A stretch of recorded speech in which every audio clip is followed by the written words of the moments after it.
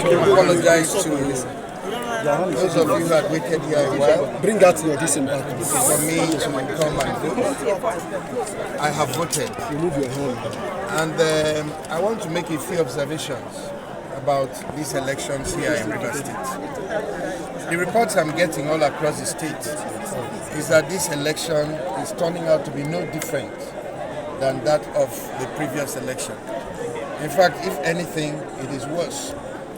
In several parts of the state, people are being beaten, harassed, and prevented from voting for any party of their choice, but rather being forced to vote for the PDP. In several places, they have come out to say that if you're not voting for the PDP, don't even bother coming out because, you'll be killed. And this is being done openly and brazenly.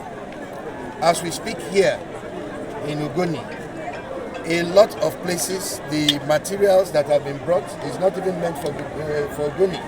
You have governorship ballot boxes, ballot papers meant for Ikwere being brought to Kana.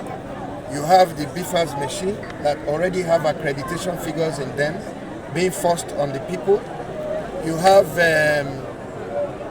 police and soldiers going from place to place, hijacking materials and taking it to the homes of PDP chieftains all across the place. The home of the Kana local government chairman right now as we speak, materials for the entire community of Beri is right there in his house as we speak, Buying. It's right there as we speak.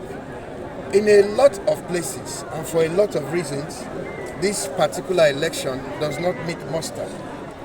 We are, however, thankful to Rivers people who have come out in their numbers to try to perform their civic responsibility and to express their faith in Nigeria. I want to say that last night, all the security chiefs that are supposed to be operating here were all with the chairman of the local government in Kana plotting how to rig this election. All this kind of conduct cannot help our country.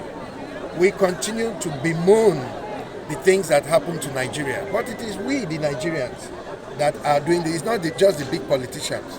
People are being aided, being actively conniving to discredit our country and destroy our electoral system and deny Nigerians the real benefit of democracy